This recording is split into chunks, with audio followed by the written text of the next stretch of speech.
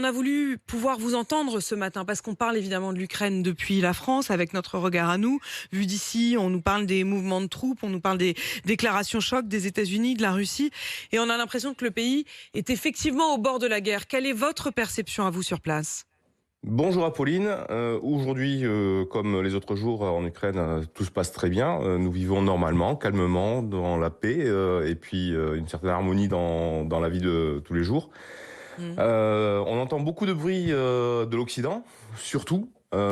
Ici, à Poltava, on est dans l'est du pays, à 1 heure et demie de la frontière. Ouais. Je suis marié en Ukraine. Ma femme a sa famille ukrainienne ici, de part et d'autre de la frontière, parce qu'on est sur une plaine avec la Russie. Mmh. Et on entend beaucoup de bruit dans les médias, mais autant dans la famille que dans le quotidien, c'est très calme. On a l'observation de la famille russe qui est avec les troupes sous les yeux, mais il n'y a pas d'alarme comme on entend tout ce qui se passe en Occident. Donc En, on se en demande, fait, on vous sent que pas se du tout passe-t-il chez vous? ouais, on vous sent pas du tout angoissé, vous, en fait, Yann. Pas du tout, pas du Mmh. tout. On a une crainte par rapport à des événements qui peuvent nous abîmer la vie, parce que vous voyez, il y a KLM par exemple qui a suspendu les vols, mais pour rien. Enfin, il n'y a pas de raison, quoi. Mmh. C'est ça qui nous perturbe. Parce que Ouais. ça a des impacts économiques, parce que ça a des impacts sur nos vies quotidiennes, mais c'est une guerre psychologique entre Américains et Russes. En Ukraine, tout va très bien. Enfin, tout va très bien. Non, il y a une guerre en effet à l'Est depuis 8 ans, mais c'est Mmh. aujourd'hui qu'on s'en occupe. Ça fait 8 ans que ça dure.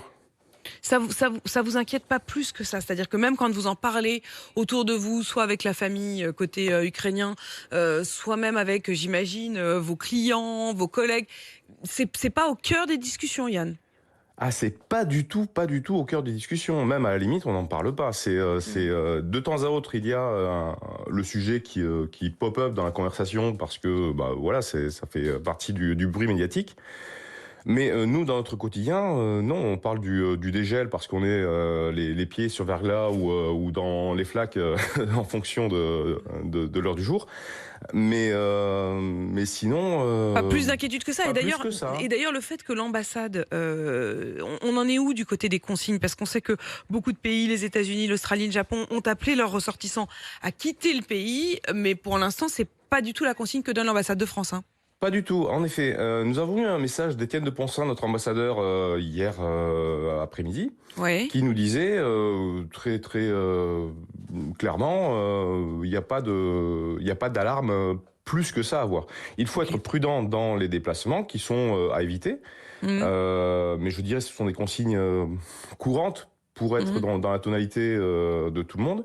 Mhm. Moi, tel que je le comprends, pour être habitué à me déplacer dans le pays, notamment sur Kharkiv, qui est à côté, hein, Ouais. et c'est en train, c'est que se passe-t-il si le train est bloqué parce que l'opérateur arrête les trains?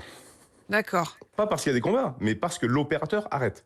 Et là, on se retrouve un peu bloqué En fait, vous à êtes ne plus inquiet de pouvoir circuler. l'inquiétude que ça génère plus que des combats potentiels eux-mêmes, en fait. En Mhm. fait, les combats, on n'y croit pas trop. On n'y croit pas Mhm. trop parce que si le combat il y avait dû y avoir, ça aurait passé avec l'effet de surprise il y a 6 mois.